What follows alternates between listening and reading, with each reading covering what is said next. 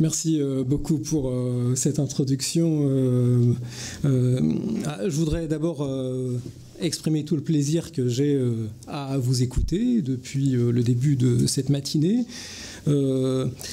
Sans être totalement un huron chez des dentistes, pour reprendre la formule de ce matin, quand même, je mesure la spécificité, enfin forcément, j'ose pas dire la localité d'une problématique sociologique, mais en tout cas, c'est effectivement comme sociologue que je vous écoute avec énormément d'attention, notamment sur ces questions, le statut du texte, du document, de la donnée, qui constituent évidemment des éléments centraux quand on est, comme moi, un sociologue qui s'intéresse à l'administration, car c'est ça les choses que j'aime, les bureaucraties, si possible des grosses, donc des bureaucraties de masse, pour poser deux questions probablement, la question du droit et la question des techniques. Alors en soi, j'ai envie de dire qu'on est pléthore de sociologues à s'intéresser à ces choses. Il y a même de grandes traditions sociologiques ou politistes sur comment réfléchir sur ces questions de transformation de l'administration et la manière dont ces organisations fonctionnent. Mais si je dois remercier ici l'intuition sagace de Georges Cuer, auquel je dois l'invitation, et que je remercie à nouveau chaleureusement, c'est sans doute que mes enquêtes sont de nature d'abord ethnographique, donc c'est quand même quelque chose de singulier, et qui consiste à saisir le travail des professionnels en charge de dire le droit à partir de leurs activités de lecture, d'écriture et de calcul. Donc je suis vraiment très près de la table de travail, enfin je suis au niveau de la table de travail. Hein. C'est de la, je sais pas, de la screen level bureaucracy, si je pouvais faire c'est vraiment de la bureaucratie vraiment très proche. Alors ce qui m'intéresse, c'est comment des bureaucrates produisent en fait des actes administratifs. Donc comment, qu'il s'agisse d'un arrêté, d'une notification, d'un jugement, d'une décision, comment ce texte est progressivement façonné. Voilà. Considérant qu'il doit passer par toutes sortes de traitements, de manipulations, d'échanges, de transformations, et que c'est donc cette patiente transformation de la réalité, ou enfin en tout cas de dossiers nourris par tout un ensemble de pièces matérielles en un texte final, qui constitue l'élément de mon interrogation. Donc c'est en quelque sorte, je dirais, l'en-deçà de la chaîne archivistique. C'est comment se fabriquent des pièces, des documents que ensuite vous retrouvez. Et la première chose que j'ai envie de dire, c'est qu'en vous écoutant, moi je suis frappé par le nombre de questions qui me semblent communes à celles que vous posez et puis celles que moi je rencontre sur le terrain. C'est-à-dire quelle réalité fait surgir les pièces, enfin les documents, depuis la table ou l'écran du fonctionnaire qui a la charge de l'instruction et de l'étude de ces éléments, comment les pièces contenues par les dossiers sont éprouvées, notamment au regard des questions qui touchent à leur authenticité et par-delà leur force probante. Je trouve que les questions, par exemple, qui touchent au droit, dans la question des archives, a été évoquée ce matin en introduction générale, et puis ensuite on l'a un peu laissé, enfin non, on l'a pas laissé, parce qu'on l'a centralement posé sur la question de la définition des archives et l'histoire de cette définition. Mais enfin, en tout cas, voilà, la question du droit est évidemment tout à fait importante. Mais d'autres questions comme comment ranger les dossiers. C'est vrai que je suis un sociologue qui s'intéresse à la question des classifications, à la question du rangement, mais y compris donc à la façon dont tout un mobilier, toutes sortes de dispositifs matériels, enfin d'agencement même des espaces de travail ont dû être conçus pour pouvoir faire en sorte que on retrouve facilement les dossiers que l'on est en train de traiter ou que l'on a par santé d'hygiène mentale oublié un temps, parce qu'on ne peut pas se souvenir de tout. Enfin, bon. Donc c'est des questions qui, évidemment, sont très proches, je pense, de celles qui vous occupent. Alors la question de la numérisation, je ne veux vraiment pas être trop long. La question de la numérisation, évidemment, se pose centralement. Quand on est sociologue, ethnographe, comme je le suis, on bute finalement sur une énigme que je vous livre. La numérisation, ça fait maintenant une vingtaine d'années que dans toutes sortes de services publics, moi j'ai enquêté sur la justice, j'ai enquêté sur les services déconcentrés de l'agriculture, j'ai enquêté dans différentes branches de la sécurité sociale, donc c'est quand même des grosses institutions. Depuis une vingtaine d'années, il est question d'un bureau zéro papier, grâce à la numérisation, on a un gain de temps, on a un gain de place, c'est absolument fantastique. Et puis non. Et puis les papiers continuent à être là. Et donc la question c'est de quoi procède cette résistance. Alors il y a une réponse paresseuse qui consiste à dire c'est parce que les bons outils ne sont pas encore à notre disposition, ou encore parce que les cultures ne sont pas encore prêtes à faire le pas. Moi, la question que j'ai envie de poser, c'est est-ce qu'il n'y a pas quelque chose de l'ordre du travail lui-même ? Alors là, moi, ce qui m'intéresse, c'est le travail juridique, le travail qui consiste à dire le droit, qui fait qu'il y a quelque chose qui peine, qui peut pas complètement passer. Donc c'est ça c'est une des choses qui m'intéresse. Voilà. Et là, j'arrête tout. Parce que je ne vais pas vous raconter comment toutes ces questions on a pu... Mais je vais vous raconter une histoire. Voilà. Je vais vous raconter une histoire. C'est une histoire que... J'ai un thésard qui est en train de travailler sur cette question, notamment. C'est la question de la numérisation cadastrale. Alors, il y a peut-être des experts parmi vous, et là, j'espère que je ne fais pas de bêtises en évoquant ce point. En fait, il s'agit de l'histoire du répertoire parcellaire graphique qui est introduit depuis le début des années 2000 dans le cadre de la politique agricole commune et qui m'apparaît particulièrement instructif par rapport aux questions que je viens d'évoquer. Alors Léo Magnin, qui est le thésard en question, à qui là je vais emprunter quelques éléments d'analyse, a finement analysé les dernières moutures de ce répertoire.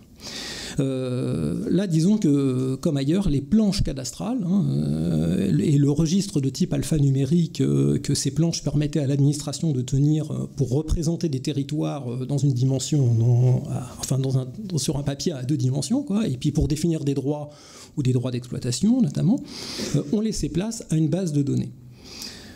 Conformément aux exigences de la réglementation européenne, depuis 2005, l'identification des parcelles doit désormais reposer sur un système d'information géographique permettant aux agriculteurs, depuis des photographies aériennes de leurs terres, de déclarer graphiquement leurs activités culturales.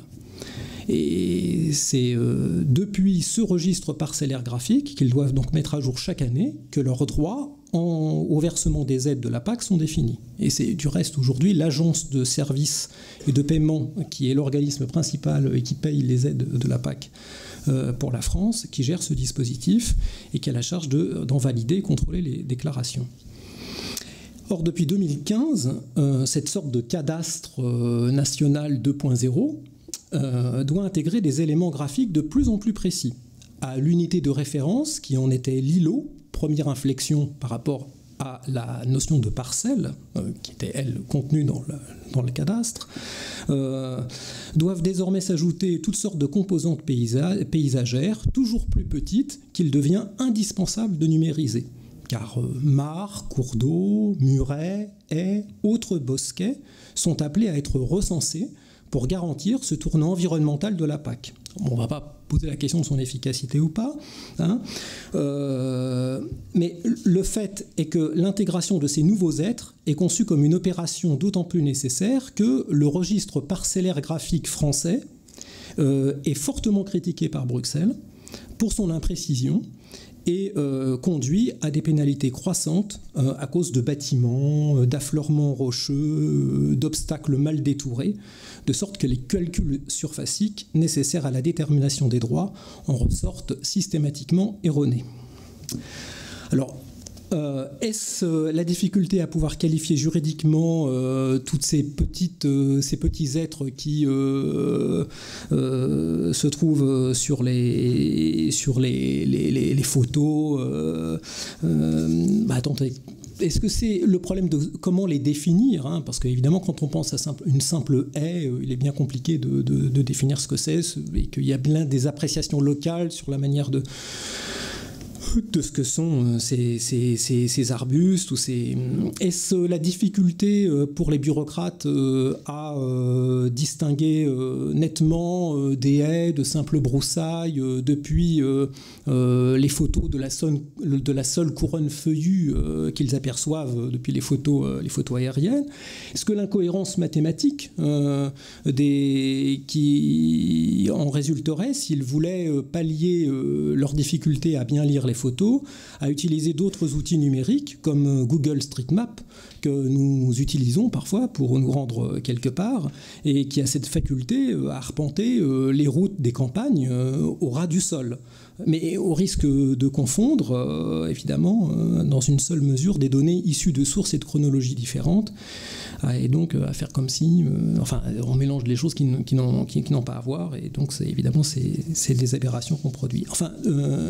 Tout ça fait que ça a été extrêmement compliqué à numériser, et qu'au lieu des quelques mois, un peu moins d'un an de chantier qu'on avait imaginé pour pouvoir numériser ces dites surfaces non agricoles, il a fallu quasiment 3 ans pour le faire, entraînant des retards dans le versement des aides catastrophiques, et des crises, des problèmes locaux tout à fait notables. Moi-même, j'avais étudié la mise en œuvre de ce répertoire parcellaire graphique. J'espère que je suis toujours dans les temps. Je vous en prie, c'est passionnant. La mise en place de ce répertoire parcellaire graphique, c'est la perspective d'un contrôle accru que les exploitants exprimaient.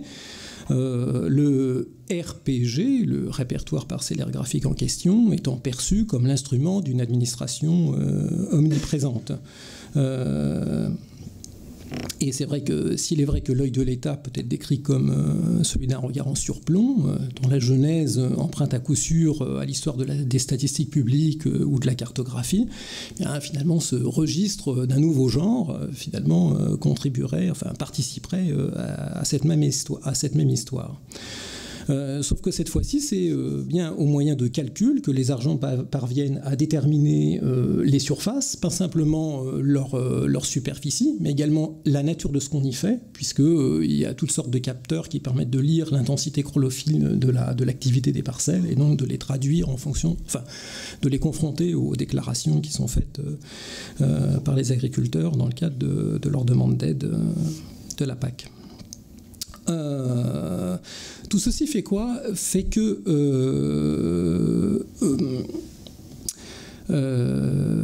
c'est la perspective d'une automatisation croissante de la décision, la numérisation des parcelles, renforçant l'idée d'une mathématisation de la décision ici publique, qui était déjà présente, parce qu'il y avait toutes sortes de mesures, etc., qui reposent sur des savoirs mathématiques, et notamment issus des sciences agronomiques, mais qui vont conduire l'administration à marginaliser toutes sortes de visites sur place qu'elle avait l'habitude de faire pour pouvoir à chaque fois ajuster ces données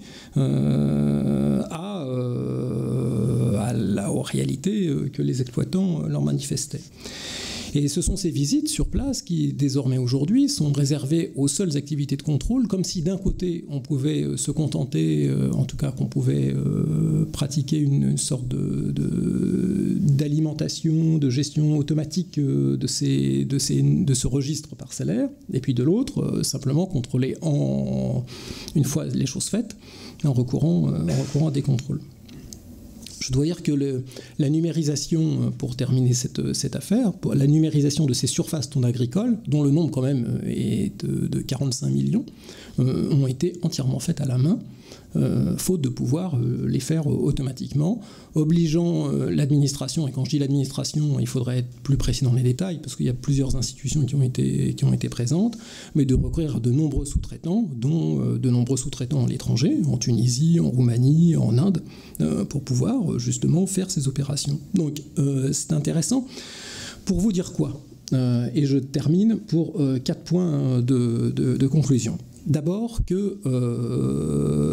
pour dire quoi par rapport au processus de confection documentaire, hein, qu'est-ce que ça change de passer par le numérique d'une certaine manière ? C'est ça la question à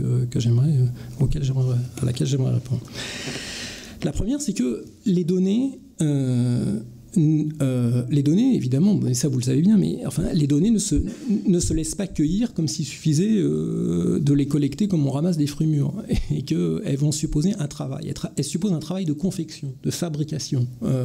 Et c'est bien le cas ici de cette histoire de numérisation cadastrale. C'est que pour que les données qui s'affichent, pour que les choses que l'on voit puissent passer d'une administration à l'autre, il faut un travail. Voilà. Donc les données, ça se fabrique, il faut les traduire, les reformer, les corriger, les réparer sans cesse. Une base de données, c'est jamais inerte, c'est toujours vivant. Et donc, de ce point de vue-là, j'ai envie de dire qu'il y a une très grande proximité, j'ai envie de dire, avec la confection documentaire. Il y a un travail qui est long, qui est compliqué, hein, à la main. Fut-il à la main ? Eh oui, bien sûr, à la main. Bon, ça, c'est la première chose. La deuxième chose, c'est que ce travail, il est invisible. Ou plutôt, il est invisibilisé. Alors ça, les historiens des bureaux ont bien montré que à partir du moment... Enfin, la naissance du bureau moderne, qui naît en gros pendant l'entre-deux-guerres, et qui est constitutif de l'histoire de la notion de données, à ce processus-là s'accompagne une féminisation de la main-d'œuvre dans les bureaux et une prolétarisation, une baisse des qualifications du travail. Vous retrouvez bien le même phénomène ici avec mon cas de la numérisation cadastrale. Les petites mains qui ont fait les 45 millions, c'est des sous-traitants, c'est des vacataires, on est dans les zones périphériques de l'administration, voire on est à l'étranger, tout à fait dans autre chose. Donc pour passer de la parcelle à l'îlot, puis ensuite de l'îlot à l'arbre, puisque c'est ça les enjeux finalement, on a bien un travail qui est ample et compliqué, mais le statut de ce travail apparaît de plus en plus éloigné, de plus en plus invisible, quoi. Voilà. Et puis je vais peut-être m'arrêter là, c'est bien, non ? Je veux bien continuer, hein, mais je ne veux pas... C'est absolument passionnant. Il manque 2 autres points, oui. Non, il y a 2 points, allez-y, bien sûr. Non, mais je ne veux pas être trop... C'est mieux que moi. Je vous en prie.